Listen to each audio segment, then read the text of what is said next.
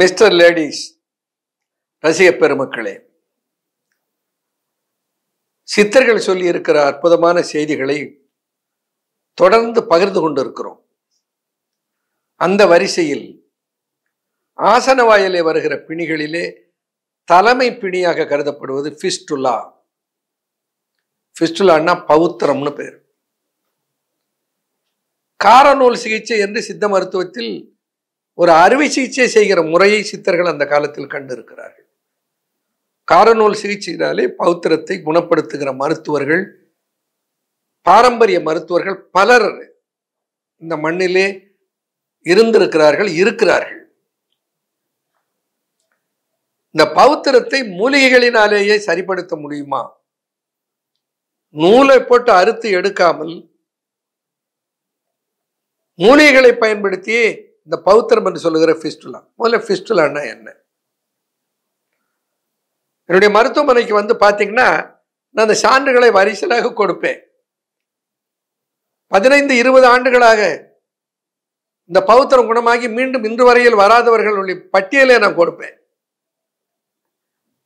பௌத்திரம் என்பது ஆசனவாயில், ஆசனவாய்க்கு பக்கத்தில் 3 o'clock position, 6 o'clock position, 7 o'clock position என்று அதை ஸ்கேன் பண்ணி விட்டு சொல்லுவார்கள், எம்ஆர்ஐ பண்ணி விட்டு சொல்லுவார்கள். அந்த பௌத்திரம் ஆசனவாய்க்கு பக்கத்தில் ஒரு சின்ன கொப்பளம் மாதிரி வரும். அந்த கொப்பளம் வந்து அது ஒரு சின்ன கட்டி மாதிரி வந்துட்டு சுருக்கு சுருக்கு என்று சீழ்பிடித்த புண்ணை போல குத்தம், சுருக்கு சுருக்கு சுருக்கு. அதில் அவதிப்பட்டு கொண்டு திடீர்னு ஒரு நாளைக்கு அது உடஞ்சிரும்.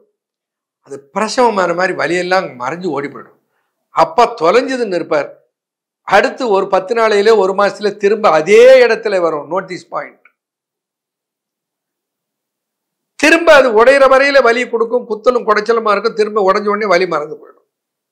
இப்படி வருகிற அந்த கொப்பளமாகி அது உடைந்து திரும்ப திரும்ப அதே இடத்தில் வருகிறது. அதான் ஃபிஸ்டுலா.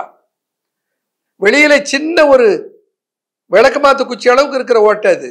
உள்ள நேராக போய் அது மலக்குடலோடு சேர்ந்து கொள்ளும். அங்கே உள்ளே திறந்துடும். இப்ப பைபாஸ் ரோடு அது. மலம் கழிக்கிற வழி ஒன்று இருக்கு, பக்கத்துல இன்னொரு சின்ன பைபாஸ் வந்துடுது.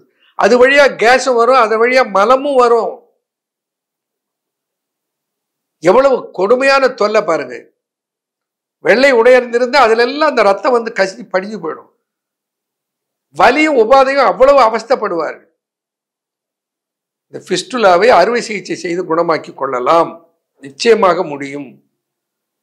நான் திரும்ப எப்ப வேணாலும் அது வரலாம், வராமலும் போகலாம். இந்த தருணத்திலே என்னுடைய அனுபவத்தை ஒன்று சொல்ல விரும்புகிறேன். அலெக்ஸ் என்று என்னுடைய நண்பர், அவர் வந்து ஃபிஷரிஸ் டிபார்ட்மெண்ட்ல லைப்ரரியில் ஒர்க் பண்ணிட்டு இருந்தார். அவர் குடும்பத்திலே பலருக்கு நான் மருத்துவம் பார்த்திருக்கிறேன். 1978, 79, 80 அவருக்கு ஃபிஸ்டுலா வந்து விட்டது. அப்பொழுது அவர் போய் மருத்துவம் செய்து கொள்ளுகிறார். ஒரு மருத்துவமனையில் போய் அறுவை சிகிச்சை செய்து கொள்ளுகிறார். அவருக்கு செய்தவர் சென்னை பல்கலைக்கழகத்தினுடைய துணைவேந்தராக இருந்தவருடைய மகன். அவரை விட சிறப்பாக அந்த மருத்துவத்தை செய்ய முடியாது. ஃபிஸ்டுலா ஆபரேஷன் பண்ணார், சரியா போச்சு. 6 மாதம் கழித்து அது திரும்ப வந்து விட்டது. திரும்ப அவரிடத்துல போகிறார். அதுக்குள்ள ரொம்ப இழைச்சு போயிட்டார். திரும்ப போகிறார், பார்த்து சொல்லுகிறார், மருத்துவர் சொல்லுகிறார், இன்னொரு முறை ஆபரேஷன் செய்யற அளவுக்கு நீங்க இல்லை, இதை அப்படியே மேனேஜ் பண்ணிக்கன்னு சொல்றாரு. ஏன் அவர் முதல்ல மேனேஜ் பண்ணிட்டு இருந்திருக்கலாமே? அப்பொழுதுதான் என்னிடத்துல வருகிறார் அவர், டாக்டர் இந்த மாதிரி ஆகிவிட்டது, நான் ரொம்ப அவஸ்தைப்படுறேன். நான் அறுவை சிகிச்சை செய்தவர்களுக்கு கொடுத்து குணப்படுத்திய அனுபவம் எனக்கு இல்லை. இப்போ 1978 முயற்சித்து பார்க்கிறேன், நீங்க சாப்பிடுங்க, உங்களுக்கு குணமாயிட்டா எனக்கு சந்தோஷம் என்று சொல்லி அவருக்கு 3-4 மாதங்கள் இந்த ஃபிஸ்டுலாவுக்கு என்று சித்த மருத்துவத்தில் சொல்லப்பட்டிருக்கிற மருந்துகளை எல்லாம் கொடுத்தேன். முழுமையாக குணமாகிவிட்டார். அப்போ 1978 வந்து அவர் என்ன பண்ணார், டாக்டர் நீங்க ஃபீஸ் வாங்கி ஆகணும், மருந்து காசே அது வாங்கி ஆகணும் என்று சொல்கிறார். உங்களுக்கு தெரியும்,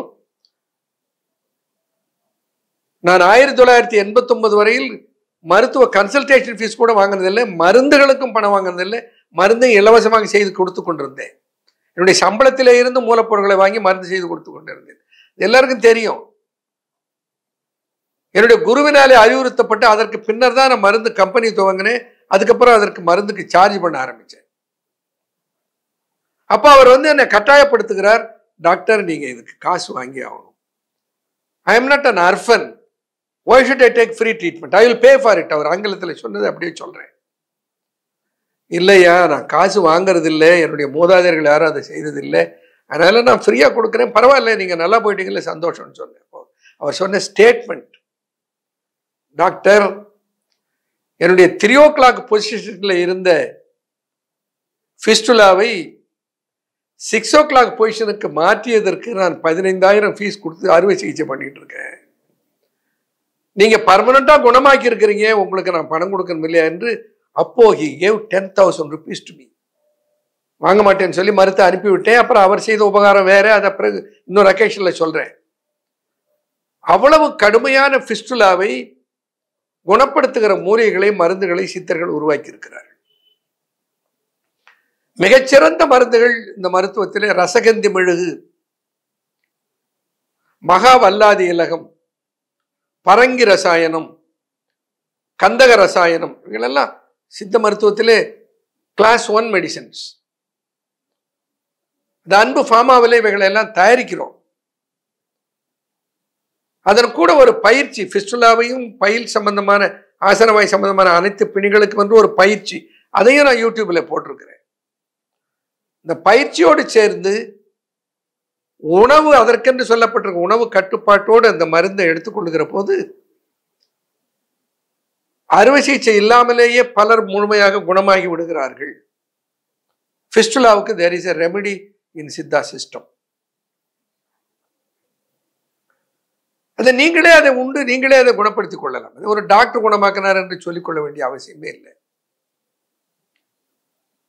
ஸோ ஃபிஸ்டுலாவை குணமாக்குகிற அருமையான மூலிகைகள், அருமையான மருந்துகள் சித்த மருத்துவத்தில் இருக்கின்றன. அந்த ஆசன வாயில எத்தனை வகையான பிணிகள் இருந்தாலும் அவைகளெல்லாம் குணமாக்குகிற ஒரு வல்லமை குமரி என்கின்ற ஒரு மூலிகைக்கு இருக்கிறது. இந்த குமரியை பற்றி நான் நிறைய சொல்லி இருக்கிறேன். மூலிகைக்கு பேரே குமரி.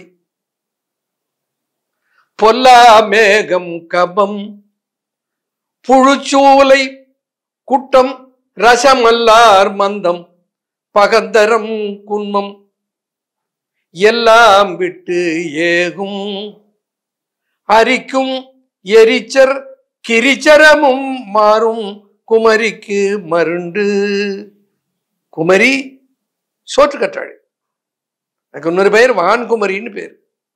எந்த தாவரத்தையும் பூமியை விட்டு அகற்றி விட்டால் அந்த தாவரம் அழிந்து போய்விடும், செத்து போயிடும். நான் 2 மூலிகைகள் பூமியை விட்டு அகற்றினாலும் சாக வரம் பெற்றவைகள். அதிலே ஒன்று குமரி, இன்னொன்று சீந்தில். சீந்தில் கொடியை வேற வெட்டி எடுத்துட்டீங்கன்னா கூட மேலே படர்ந்திருக்க கொடி, அதிலிருந்து ஒரு நூல் மாதிரி ஒரு இழை தொங்கும்.